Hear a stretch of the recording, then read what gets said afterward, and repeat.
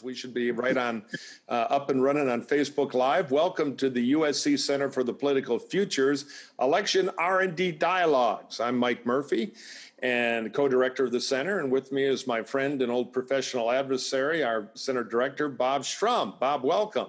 Thank you, and we're doing this, of course, in partnership with the Rancho Mirage Writers Festival. Absolutely. Check it out online. It's pretty cool. We're going to be doing more stuff with them. So this is one of our chat-a-thons about what's going on in politics. And obviously, the big topic is the Republican National Convention. So, Bob, you're a lifelong fan of the Republican Party, a many-time convention reviewer. I remember you waving that Reagan or nothing sign back in '76. I say facetiously. Bob, of course, to those in our audience who don't know, has been a giant in the Democratic Party for years and a very famous Democratic speechwriter and, of course, political consultant. So I'm going to start by throwing it to you. What did you think? What was your sense? And then I'll go into my spiel. Well, I agree with what you said on MSNBC last night, that Donald Trump won the Fidel Castro Award for the longest oratory. It was the worst written and worst delivered acceptance speech in modern history. Now, I'll say that with a caveat, that one section of the speech that, and strategy is often necessity. You got nothing left, you go with what maybe you have. And the one section of the speech that might move the dial is the hypercharged version of the law and order campaign, given what's going on in cities around America. We won't know that for a few days. Our USC Dornsife Daybreak poll today doesn't reflect the convention yet, has a 12-point lead for Joe Biden, and has Trump down, basically, falling in all of his core groups. But on Tuesday, we'll have a poll that will come out that will reflect whether or not that law and order appeal is effective and whether or not Trump got a bump.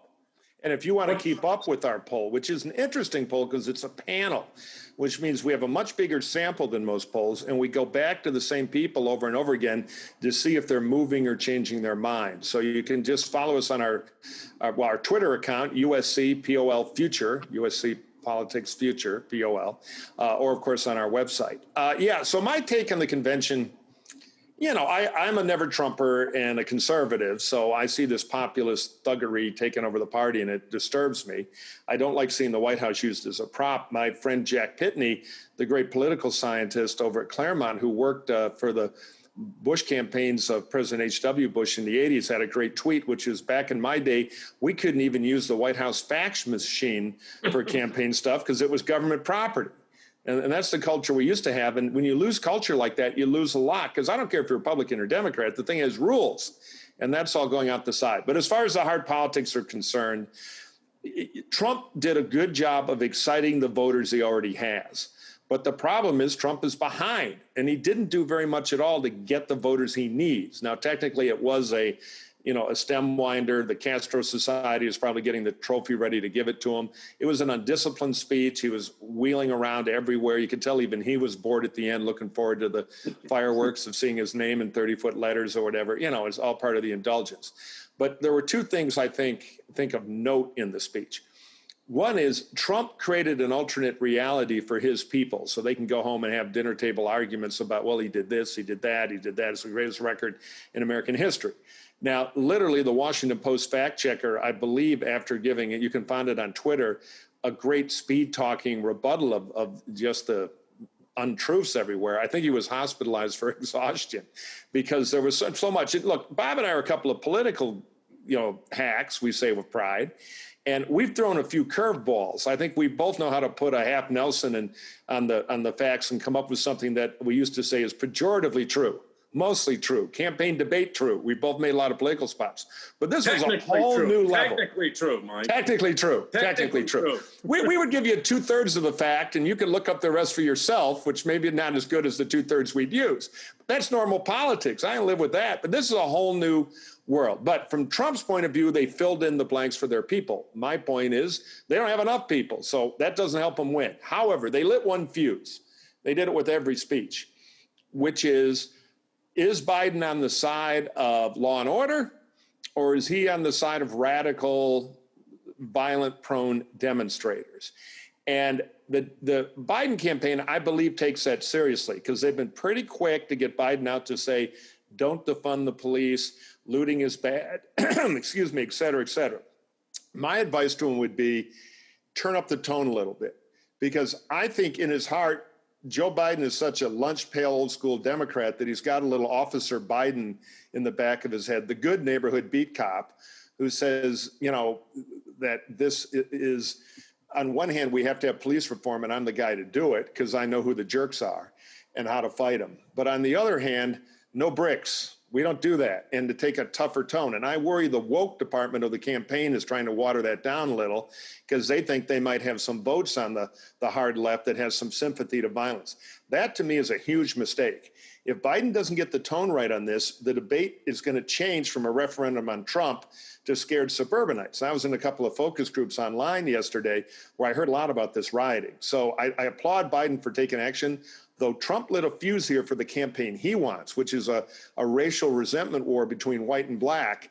And Trump used that energy to get elected last time, particularly in the industrial Midwest, the battleground for a lot of the campaign. So I hope Joe's inner law and order old school voice prevails here in tone even more than it has. I'll give him credit for starting it because there's some danger here. Trump's making a move. The other move he made, and we can talk about this later, is Trump is going to promise a vaccine to get the focus back to the economy, where at least as of today, he has an advantage on Biden among those swing voters, something we'll be watching in the poll and something I think the Biden campaign ought to really be focused on eliminating that edge for Trump, because the vaccine thing could work simply because people are so hungry for good news. And Trump's a con man, so put those two things together and there could be some energy there too. Yeah, I tend to think people won't trust Trump if he gets up in October and says we have a vaccine. They're going to see it as a purely political move. I think the same thing, for example, if Attorney General Barr decided he was going to indict Hunter Biden, I think people would see it as purely political. The next big moments, aside from advertising, which is more important in this campaign than other presidential campaigns because we're all locked in. Aside from that advertising, the debates will be very critical because this whole law and order argument will be adjudicated in the debates. I know Biden, I know him pretty well. I think he will do exactly what Mike is talking about. I think that's his instinct. I think that's where he wants to go. And at the end of the day, he makes those decisions. I watched him when he gets advice, and sometimes he takes it and sometimes he doesn't. And I have to give him credit because he started out with the theory of the case at the beginning of this race when a lot of people thought he couldn't win the nomination. And he really has stuck to that theme from day one until now. The disorder in Kenosha is a problem. It's a problem for the country. Kellyanne Conway actually went on an interview show and sounded like she wanted more disorder. She'd like a lot more disorder and because that reminds people of the president's appeal that he can put this down. Now, the other side of this, I think, is when you have NBA teams not playing, when you have baseball teams not playing, it adds to the sense that somehow or other there's something fundamentally wrong in Trump's America. And at least as of right now, Biden has a lead in all the polling that asks about it on who can best handle racial strife. But he's got to keep that lead. Yeah. He can't see that lead go away. Yeah, I agree. I think the best thing Biden has is he can say, look, if I'm president, the cities won't be on fire. There will be the smartest people in medicine working on the pandemic. And I know how to make the system work in Washington to actually deliver for you. And by the way, you won't be pouring out of work anymore. With Trump, you get more chaos. Trump is the arsonist fireman. He sets the bonfire, sneaks around the corner, puts on a phony fireman uniform, runs back and says, for $100, I'll put out the fire. You know, Biden's got to call him all that and say, I'm the security guy. You worried about the cities burning down. I'm the guy to make this problem go away. But I want to see more passion. I want Joe to say, look, I'm going to take a can opener to what's wrong with police culture. But I'm also going to make it real clear right now. You throw a brick, you're going to be wearing handcuffs, because that's not how we do it in America. We don't burn down small businesses in our neighborhood. We protest. And I think he should applaud the sports protest. I'm sure he has, because that's the kind of soft power protest that will move a lot more people than, you know, kids coming in from the suburbs, putting on their black ninja outfits, trying to meet girls by throwing bricks and being hipster revolutionaries. Violence doesn't sell in American politics, particularly in the suburbs, which is where this election will be won or lost. So anyway, and finally, I agree on the debate. Biden did a great job in his speech, knocking down all the Joe Biden can't, you know, he's lost his mind, he can't do anything stuff. But that also raised his debate expectations a little, so he's got to continue delivering. Now, question for you, Bob. If you were running the Biden campaign, A, would you send him to Milwaukee soon? To make kind of a presidential move there, because we know Trump's incapable of it. He's going to a rally in New Hampshire tonight. And two, if not there, how would you put him on the road and step things up a bit for the Biden campaign now that we've had the conventions? I think if I was running the Biden campaign, I'd listen to the health people. I'd listen to the experts. I wouldn't go anywhere that they told me not to go. I certainly wouldn't do what was done at the White House last night, which is jam all those people in. Don't even check them, even a temperature check. Don't require them to wear masks, no social distancing. You and I were talking with a reporter earlier today who said the reporters for the first time in the Trump White House were thrilled that they're stuck way off in an area by themselves, because none of them wanted to be anywhere near that crowd. Right. The other thing I thought was striking about the convention, and I've thought a lot about it, was all of the effort to court black voters, including claiming that Trump has done more for African Americans than Lincoln did. But they had a lot of African American speakers, and I think that's not designed to get them African American votes. I think it's designed, once again, to go to the critical battleground in this election, which is the suburbs. They want to make it look like he's more tolerant, that the Trump Republican Party is more tolerant, despite the kind of race-laced appeals that they make on all sorts of issues. The one thing I don't understand, by the way, is why they keep talking about immigration in the language of 2016. Their base is mostly going to stay with them anyway. Yeah. And the people who they're losing from their base, and they're losing a little bit in our poll, immigration's not an issue that's going to bring them back. Law and order might, but immigration's not. And in our data right now, 18% of the Latinos who voted for Trump in 2016 are now voting for Biden. So I don't know why they keep pounding away at this immigration issue. Well, that's a good point. Excuse me. COVID appropriate cough. So my theory on that is the Trump campaign is always a maelstrom between the kind of thinking machinery bureaucrats who know how to run the basic generic Republican presidential campaign and Trump himself. They got rid of Brad Parscale, the Ferrari collecting campaign manager. Now they've got an old Christie political goon named Bill Stepien there, who understands the basics of running a basic Republican campaign. He's no Metternich, but he understands kind of Republican 101. And he's not even a Murphy, let alone a Metternich. Well, but I'll tell you why he's an improvement. I'll give him credit. He knows the Republican machine has been taught to run one kind of campaign, so it can happen on autopilot. He knows he can't control Trump. So Trump is running up and down the hall saying, I want to talk about my great accomplishments. I want to talk about the blacks. I've done more for the blacks than anybody. I want to talk about the wall. I want to talk about immigration. That got me here. And nobody's going to stop Trump, the 300-pound toddler, from any of that. He's the president and he's his own guy. What Stepien's figured out is, all right, we're do some of that, but when in doubt, a good offense beats a defense. So sure, we've got some very charismatic African-American Republicans and some like Tim Scott who are tremendously impressive. Turn them loose, can't hurt. And it does put a veneer to maybe protect Trump from some of these accusations. I thought it was notable, by the way, that Tim Scott, who's a potential, I think, 24 candidate in the primary if Trump is, if or without, he'll be turned out, ended his speech not with, God bless America, God bless Donald Trump, vote for Donald Trump. It was, vote your straight Republican ticket. There's no Trump in the last 200 words. So the last thing I'd say about the mix between the technocrats like Stepien and the president running amok is you could see all these little cues of the normal stuff. You heard some of the regular Republican rhetoric in the convention, which can be effective. I thought Pence did a better, if somewhat dishonest job of pounding on Biden than Trump did, because it was just by the book, bang, bang, bang, bang. And you kept seeing people from Minnesota. This was a little tell for us political consultants. Minnesota is an 80% Caucasian state. Republicans often in presidential elections almost win it because we do most of our business with white voters. We used to do more with non-white voters. Under Trump, the trend, of course, is mostly reversed.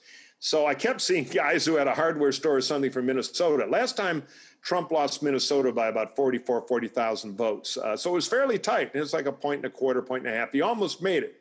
And I think they're trying to offset their problems in other places like Arizona by making a big reach for Minnesota. Now, that's way too advanced for Trump to understand, but you can see the competent middle-level managers of the Republican Party trying to do their best semi-sane campaign, and you saw some of that messaging in this. The other thing I'll give them some credit for, I thought optically it would be a mess because they didn't have like great Hollywood people doing it, but they made a shrewd decision, which is let's bury one good location and flags and do everything from there. So we don't have to take the risk of complicated multi-location things, and then do two other big set pieces. Fort McHenry, which I thought looked great for Pence. The audience shots one is great because they were small. Why are they there? COVID looks like an antique mall opening or something. But when it was a single on Pence, I thought the optics were great, and I got to give him credit for that. And the White House thing, well, way over the top, dictator, crazy, not what happens in American history, offensive on so many levels. From a pure TV point of view, that was strong imaging that he hijacked there. So I will give a nod to the RNC people, even though they ought to square with their gods and understand how they feel about being part of this. Some kudos for putting on a visually pretty solid convention and better than I expected, and in some ways visually superior to the Democratic convention. Yeah, and as you noted earlier, a lot of the stuff they did, the Mellon Auditorium, the White House, Fort McHenry, using those places was illegal, a violation of the Hatch Act. But the White House Chief of Staff said no one outside the Beltway cares about the Hatch Act. And sadly, he's right. You know, it's a sad thing, but he's... Well, because Trump has normalized destroying the guardrails, disobeying laws. He's normalized all that. So the story, you know, take that story about bounties on American troops paid for by Russia to the Taliban. In a normal administration, that story would run and run and run and run. Right, Every day. It's now on page A17 because, you know, the guy on CNN last night, I think, identified 21 falsehoods in Trump's speech in 3 minutes. And you're right, he was speed talking to get them all in. I think he needed oxygen at the end of that. Yeah. I also was fascinated by the fact that Mitch McConnell basically didn't talk much about Trump. He said it at the end, but he was pitching to save Senate seats. That's what he was trying to do. Right. You mean he wasn't there to fire up the crowd into a frenzy? He didn't show up. It was taped. Yeah, it was taped. It was like the accounting report too. You know, furthermore, depreciation tables across sectors 17 and 18 show signs of improvement. Well, he's not a charismatic orator, to put it mildly. Yeah. But he's kind of a funny guy in a small room, by the way. I'm kind of fond of Mitch, so I'm so disappointed in him on this Trump stuff. But it's interesting because his behind closed door personality is a little more sparkling than what you see behind the podium. Yeah, he was, I think he was intentionally even more low key than he usually is. Yeah. He actually didn't want to be a big part of this, didn't want a prime time slot. Yeah, well, he knows he's losing his Senate caucus if the election were held tomorrow. So, and by the way, this is something, Democrats, Republican partisans try to see everything monodimensionally.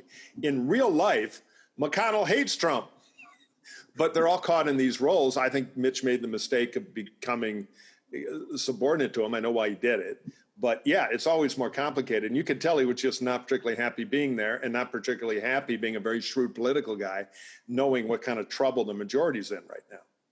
And you didn't see President Bush at the convention, very much on the Democrats. You didn't see Romney at the convention.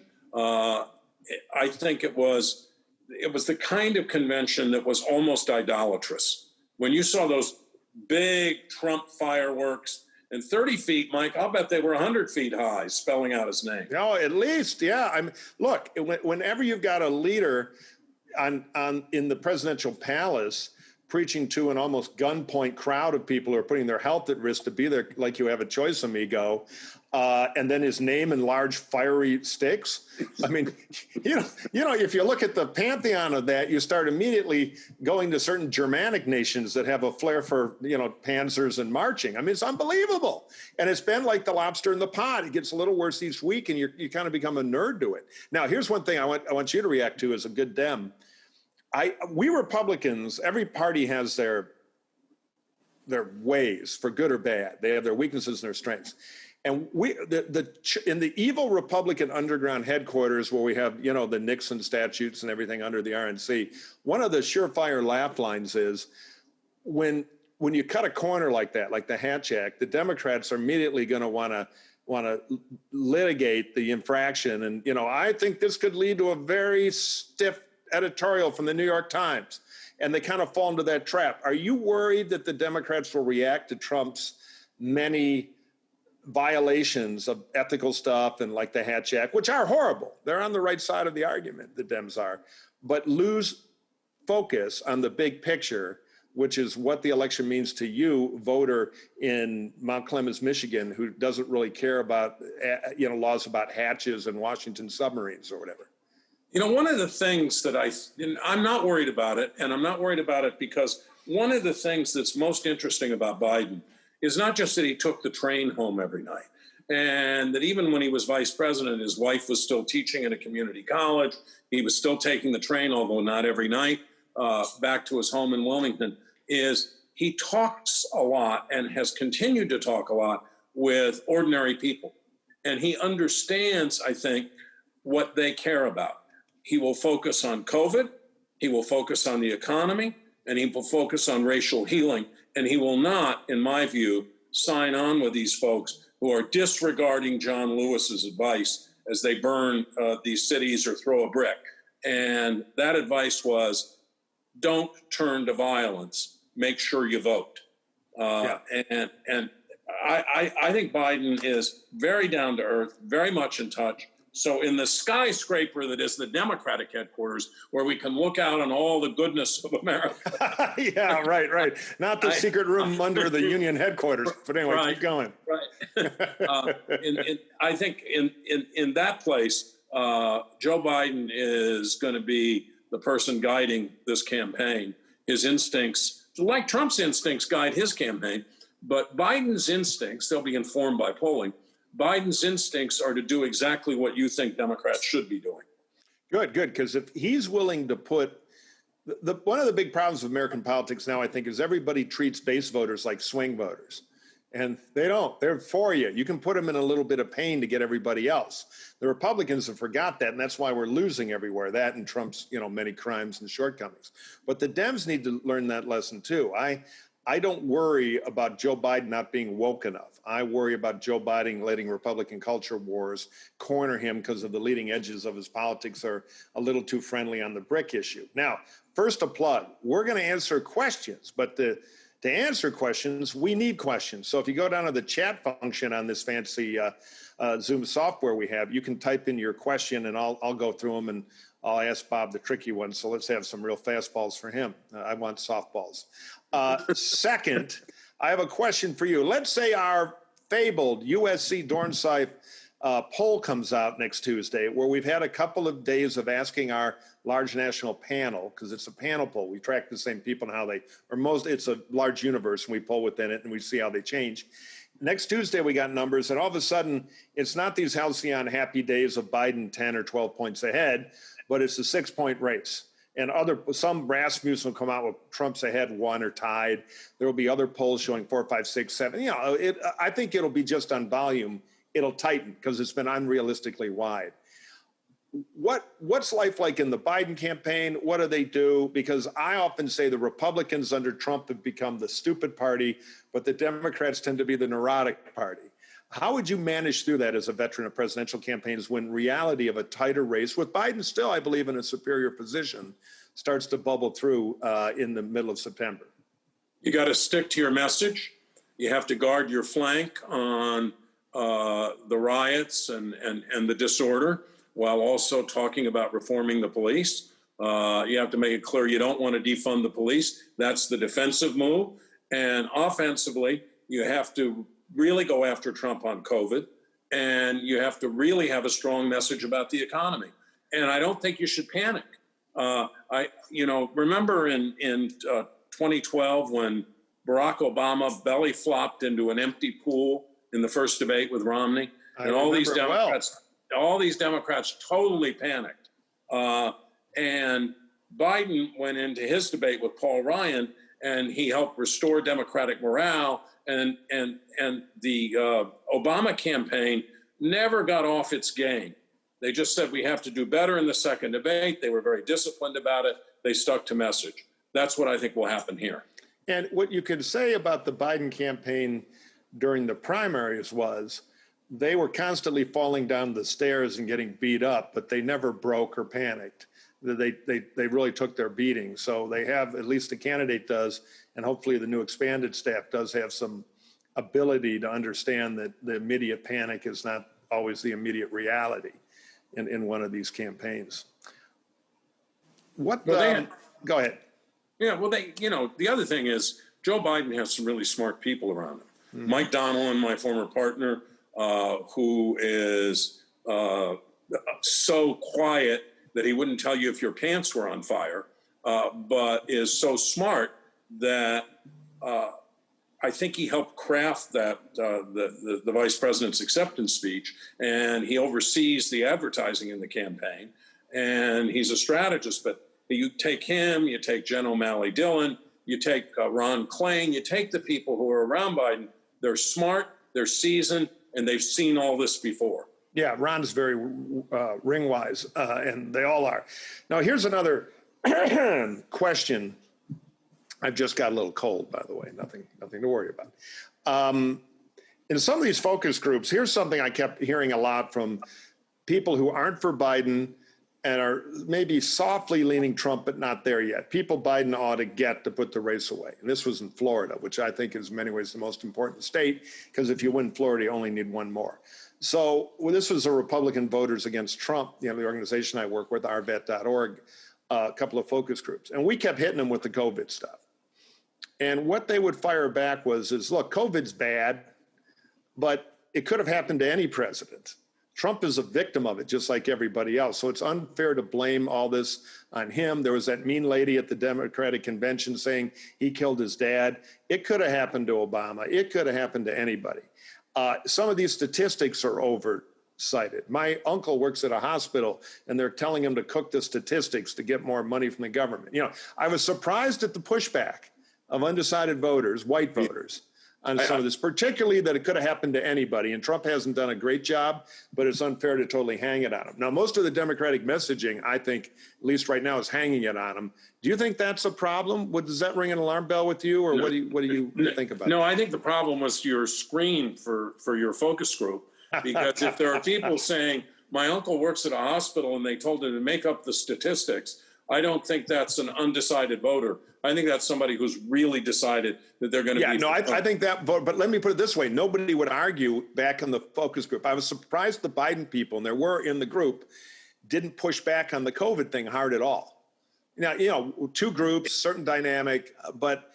And if you look at all the polling data, the president's getting blamed by the country for COVID, and by a very substantial margin. And by a very substantial margin, people think that Biden would do a better job.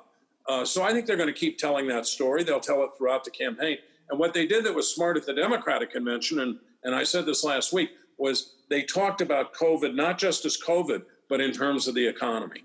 Well, I think that's very important, because I think the COVID thing has limits. Yeah, it's where we're going to go in this campaign. And I mean, I think it's going to be an ugly campaign.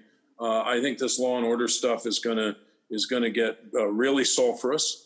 But I also think that Biden has a powerful message positively about the soul of the country. And on the other side, in contrast with Trump, on COVID, on racial strife, And ultimately, I think he'll win on the economy as well. What do you think of, I wrote about this in the Washington Post one Sunday ago, or last Sunday, that I looked at all the black swans that worry me about the race flipping in Trump's direction.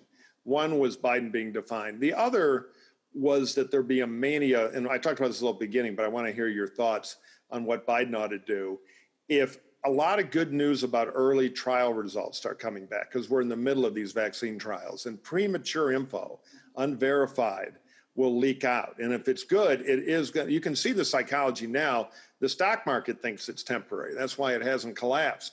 And people start getting kind of a COVID mania. And then it's all about the economy. Does that worry you? And what should Biden do to preempt it? Well, first, I think the stock market is actually looking a year or two ahead. That's their time horizon. And I think that's why it's been going up. Secondly, Biden can't look political if you start seeing genuine good results. And if you have people like Anthony Fauci saying we're getting good results, he has to welcome them. Can't look like you want people to die so that you can get elected president of the United States. Right. And I don't think it gets Trump off the hook. I think people will have a sense of relief, but too many folks have died. America has 5% of the world's population, 25% of the world's cases. Too much economic damage has been done. And yes, I think people would feel a sense of relief. But Mike, I have this theory that the country, a majority of the country has already basically decided, barring some unforeseen event, some black swan floating down the river, has already decided that they don't want Donald Trump anymore. In fact, I thought the chance of 4 more years at the Republican convention, that's usually a triumphal chant for an incumbent president who's in a good position. Right. I think when the country heard them last night, and the ratings, I guess, were pretty substantially below the ratings for the Democratic convention. But I think when people in the middle heard that last night, they kind of said, 4 more years? In your head, you suddenly get a picture of what might happen in those 4 years. Yeah, if anybody, I don't think it's an asset. If anybody in the middle watched it, it was a bit of a grind. I'm paid to watch this stuff, and I struggled. I don't know. That has been my theory, because you look at all the special elections and the midterms since Trump, the Republican Party's gotten clobbered every time. Country wants to fire him.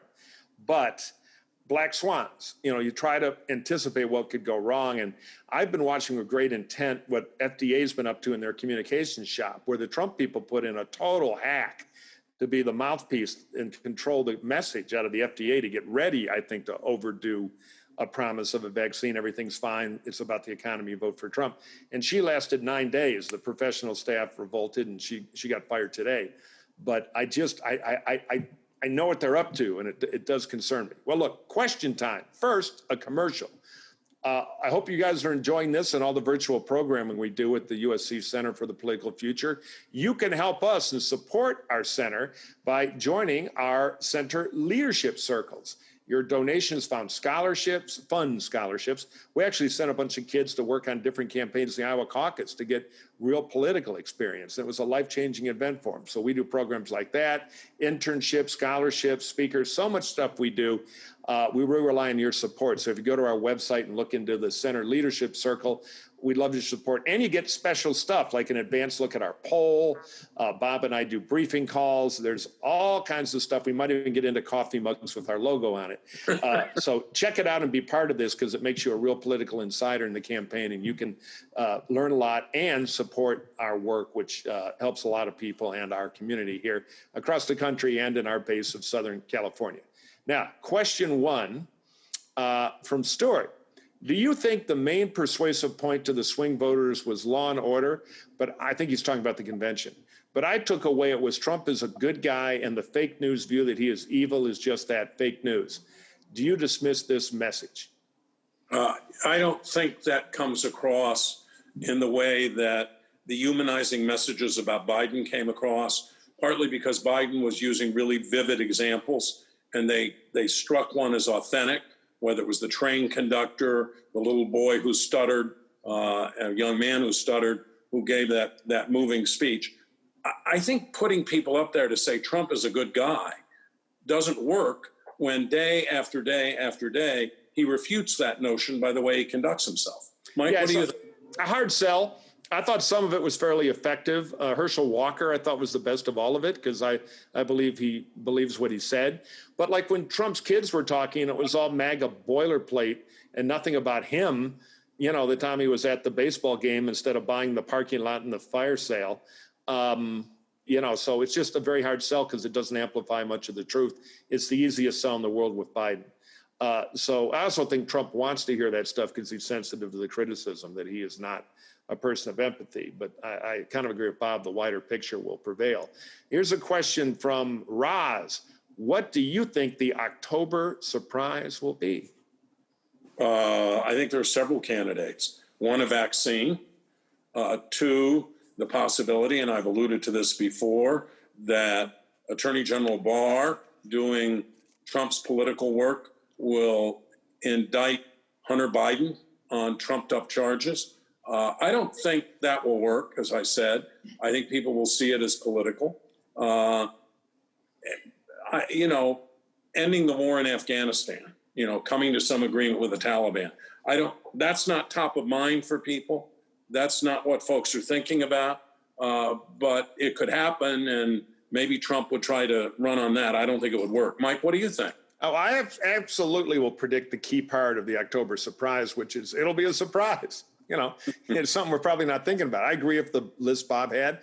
I would add that the Southern District of New York is making a lot of loud and scary, if I were Trump, snarling noises about slapping a criminal tax avoidance case on him.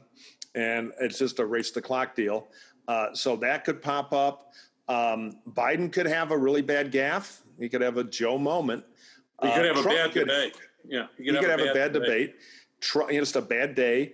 Trump could have a bad everything. So there are a lot of kind of loose ends here. And then, of course, foreign crises. There's more hot spots now because Trump's been destabilizing them before.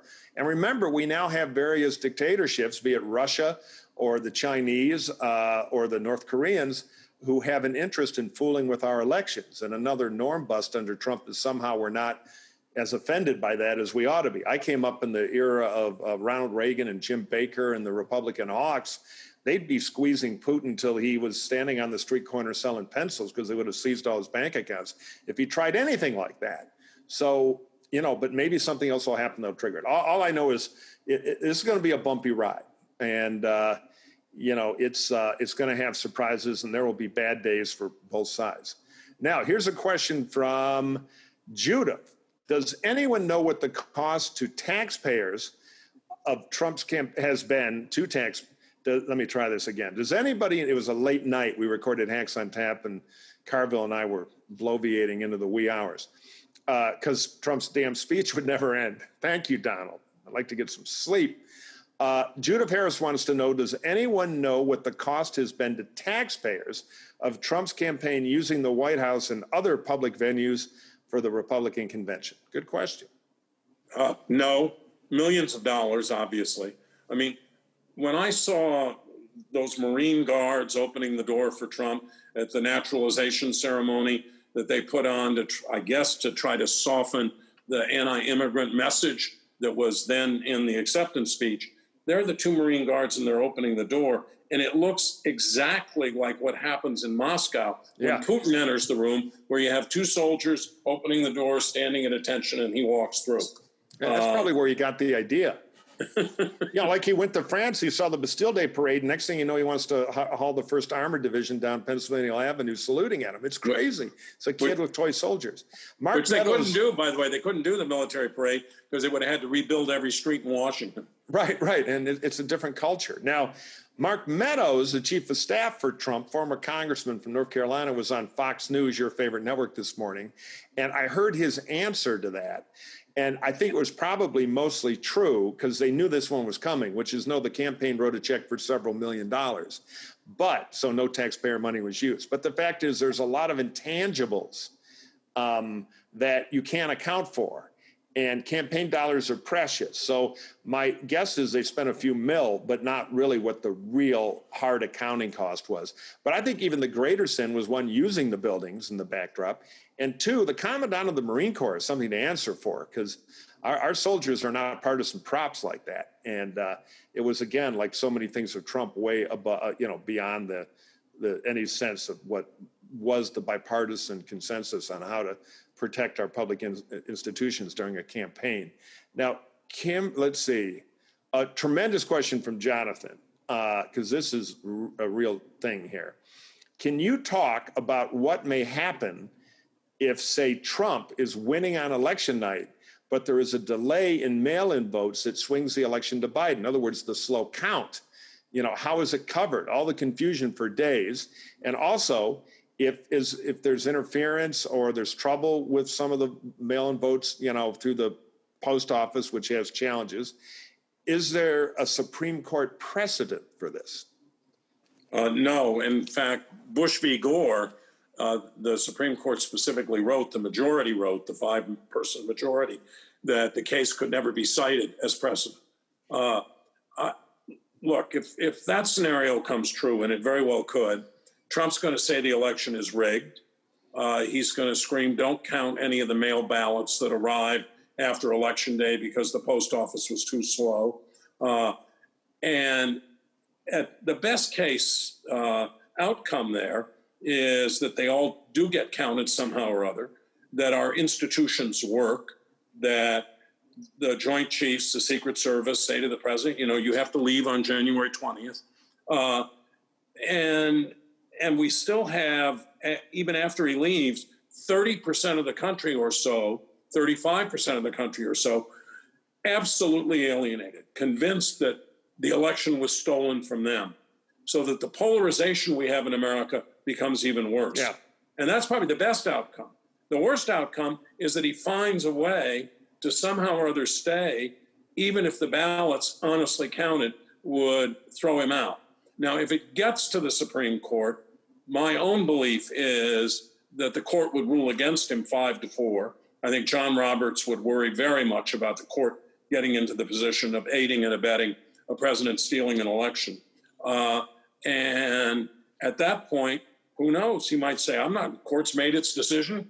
They're rigged. John Roberts is a bad justice. He's voted wrong on a lot of things. And at that point, will the powers that can actually achieve his removal from the White House should be the people who make this decision. But at that point, you wonder if the Joint Chiefs, Secret Service, will say to him, listen, you have to go. On the other hand, there's one possibility that once he riles everybody up, he'll finally go, and he'll become the first president since John Adams not to attend his successor's inauguration, assuming that the president was alive. Adams was so mad that Jefferson won that he got in a carriage the day before the inauguration and drove out of Washington back toward Massachusetts. And that he'll then do something like buy One America News or borrow some money from somebody to buy One America News and become remain a kind of celebrity. And then I think Trump would probably run, assuming he was healthy, would probably run for president in 2024, trying to pull a Grover Cleveland. Yeah, it's all possible. I'm hoping he follows the great American example of Sam Houston, who, when thrown out of Congress by the voters in East Tennessee, went to the courthouse steps, gathered a crowd, and said, well, I'm going to Texas and you can go to hell. And he left. I am most worried about the endangered institutions from the confusion in the gap between Election Day and the final count a week later, or most of the final count. It'll go on longer than that, when it'll be pretty clear. And that Trump will use the intervening days and the power of his office to sow confusion and distrust and claim fraud and do things that are very corrosive. But I think the numbers will catch up with him. I think a surprising number of Republican-appointed Supreme Court justices and even governors. And governors have a lot of power in states to make sure absentee ballots are protected. State police can take possession. I think there's some good faith there about ending the nightmare. I'm more worried about the rhetoric and the loss of public confidence and potentially even violence during that turbulent time. I'm hoping President Obama and President George W. Bush both take that moment together at the beginning to stand up and reassure the country that the count is legit, the system works, and to, kind of put a cone of grown-up silence on some of the wiggling on the hook we may get from the president. Now, the good news is the raw vote count, my guess, unless Biden collapses with mistakes in the next, 60 days, is going to be pretty good. The question is, what's the raw vote going to look like in the industrial Midwest, where the race could be closing, particularly if Officer Biden doesn't get out there, and then some of the new opportunity states like Arizona and Florida. So anyway, I think it's of great concern to most of us who expect normalcy, and we now know the truth of Trump is that normalcy is the first casualty. Kimberly wants to know, I'm getting out of. Nancy Fox has a question. What is the Democratic Party doing, Bob, to protect the post office? And what more can be done to protect the safe and fair delivery and counting of ballots? Well, first of all, Mike, I'd like you to talk about this campaign against mail ballots and how some Republicans at the state level are reacting to it. Well, yeah, it's fascinating because the truth is the idea of permanent absentee ballots is often, particularly starting in California, asked Pete Wilson, was driven by Republicans who wanted to make sure their suburbanites voted. So there's absolutely no reason for the Republican Party to fear absentee ballots. Now, it's no longer a Republican advantage. It's just a lot of people vote that way. It's not a corrupting influence. What Trump, who I think is confused about this issue, because it's sort of funny, the mid-level mechanics in the Republican Party, many of whom are kind of reluctantly but cowardly, in my view, silently serving Trump, they hate this rhetoric about you can't trust your absentee ballot because they think it'll cost Republicans' ballot. The Senate Campaign Committee people are bananas about it. That said, some states, not many, do a universal ballot mailing. And there is some question about that. I'm much more I'm a permanent absentee ballot voter in California, which is how the bulk of it is done. None of the swing states have the mail everybody a ballot. So potentially, there's no history of it, but they're doing more of this now, where there's history of fraud. Nevada has a pretty loose plan, but Nevada's a Democratic state, so it won't have a material outcome. And because of COVID, there's an incentive to loosen it up a little because you want people to vote. So this is basically a canard, and I am more worried systemically about the post office because we're now at a point where 77% of Americans are at least eligible, which means they won't all do it, to vote absentee. But we could have an election where nationally it's close to half, which would be new high level. And Trump's got a political hack running the post office. The problem with the post office is much bigger than Trump. It has systemically been winding down. And if you're a post office nerd, there is a tremendous podcast interview of Fred Smith, who's kind of the genius who founded FedEx. And what people don't know is FedEx and UPS do a lot of the mail carrying now for the post office. They're all intertwined. And it's a thing called Southeastern Asset Management, which is a well-known investment firm. And they interviewed Fred Smith because they've been original investors. And he goes in, this is like 9 months ago, way before any of the politics. And Fred's a Republican. But he goes through all these predictions about the post office is going to hit a wall. So you can, if you listen to that, it's quite an education in these problems. So what is the Democrat Party trying to do? They're trying to do what they always try to do, which is raid the Treasury and give them a ton of money. But I'm on board with it right now because I want to patch this thing together for the next 6 months. Then we're going to have to reinvent the post office, which is going to be a different and smaller organization to reflect the fact that the way we deliver parcels now has changed a lot. But in the short term, money's the fix. And since we're spending World War II money on everything else, why not at least try to protect our election integrity with the post office, which relatively speaking is not that much money. Yeah, I don't think this is a winner issue for Trump. There are a lot of seniors who get their medicine through the mail. There are a lot of veterans who get their prescriptions through the mail. Social Security checks for a lot of people come through the mail. And in a demographic where he should be doing well, but he's actually in our data behind right now, attacking the post office is not a good idea. What are the Democrats doing? As Mike said, they passed an emergency bill for I think it's $25 billion to shore up the post office. Mitch McConnell will not let that bill come to the floor of the Senate. the only way that anything like that is going to pass is as part of the negotiation for a third recovery package, where the Democrats insist on some money, 10 billion, 15 billion, but that's about all you can do. There's not a lot else you can do. So a softball for Mike from Fausto Rodriguez. Thank you. I love a good softball question. Who is your favorite Democrat president and why? Okay, well, that's a great question. I'm tempted to say Colonel House, who was essentially the president during the early years of a president I don't like at all and hold in some contempt, Woodrow Wilson, the worst. But I guess in modern era, I would say a tie between Harry Truman, a good machine politician who knew what to do and had no illusions about the Soviets, and of course, Jack Kennedy, my people, who ran as a pretty conservative Democrat. He'd probably be primaried out of the Democratic Party today. But, some people could say that would be true of Reagan as well. So I'll say a tie between Jack Kennedy and Harry Truman, with an honorable mention to the great public servant, Colonel House, who was the key guy in the early days of the Wilson administration with the diplomatic side of things. My favorite Republican president is Abraham Lincoln. Next and question. Who's your least favorite, Trump or Hoover? No, Trump. Yeah, I kind of like Hoover. I think underrated. I think, look, Hoover just didn't know what to do. He was trapped in the orthodoxy of his times. And the contrast with Franklin Roosevelt, who is also a favorite president of mine, is that he just was willing to buck the orthodoxy. As he said, I'm going to try something. If it doesn't work, I'm going to try something else. And if that doesn't work, I'm going to try something else. We're just going to keep hitting the ball or swinging the bat until we hit the ball. So here, a special quiz question, because you're a historical nut. Favorite 20th century Republican, don't have to win, just candidate, vice presidential candidate.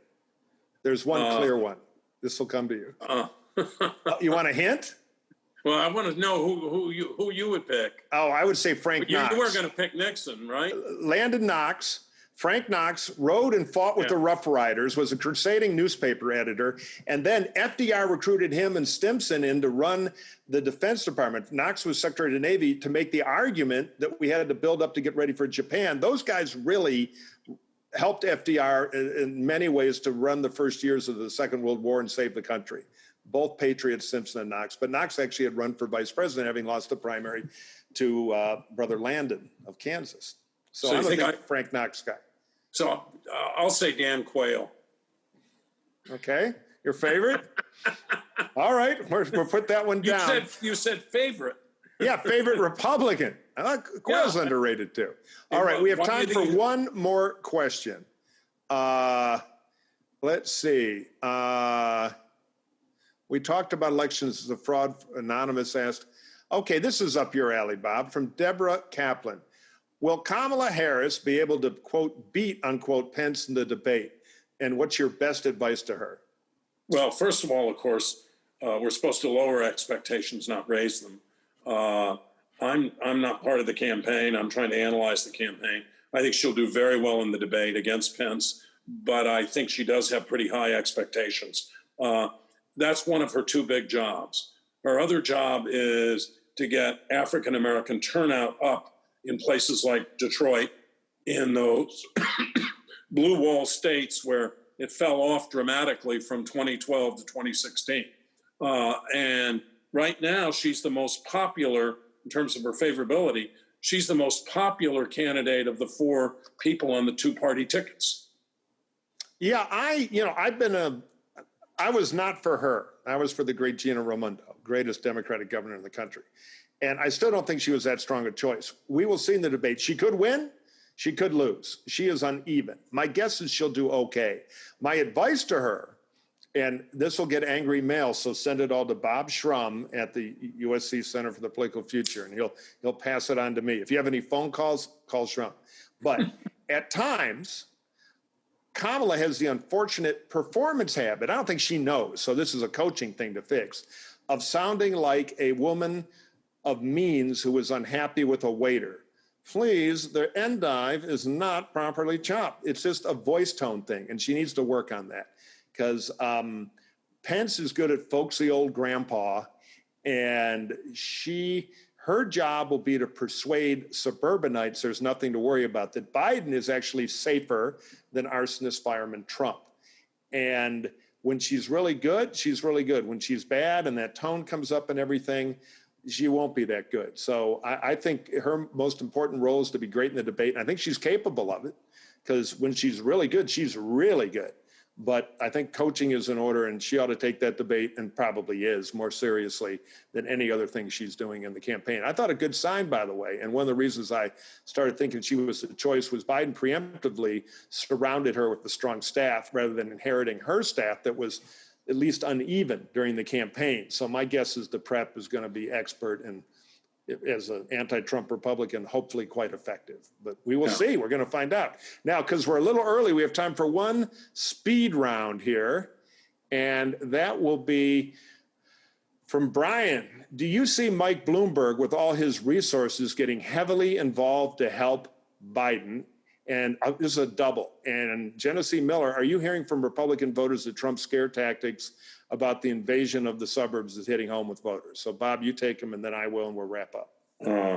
I think Bloomberg will get involved. I don't think he'll spend $1 billion, but I think he'd easily spend a couple $100 million, not only helping Biden, but helping Democrats in Senate and congressional races. I do think that, and we don't know yet, but I do think that the Trump law and order rhetoric has the potential not just to help him out, but it has the potential to backfire. And that depends, as Mike has suggested, heavily on how Biden reacts to it.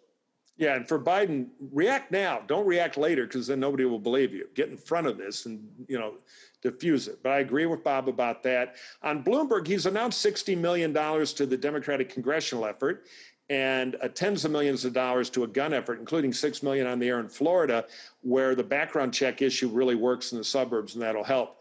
He has not given his people, as of at least last week, a budget, and nothing is public for the presidential campaign. Don't expect him to be the miracle saver, but he cares deeply about defeating Trump. Disclosure, he's no client of mine. I'm not working for him now. And so I'd be stunned if he doesn't take a strong role in helping change presidents. So we're waiting to see.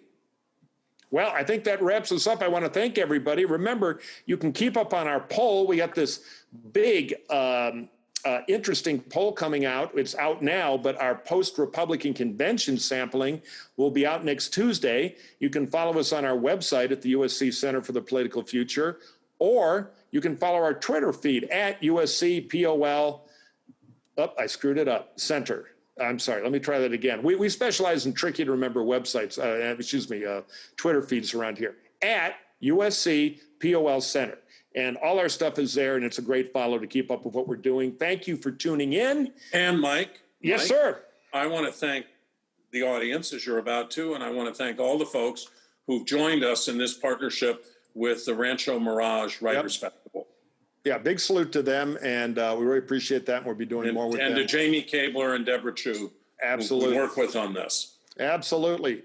So for all those reasons, thank you, and we'll be back with more programming from our fellows, our polls, everything in the near future.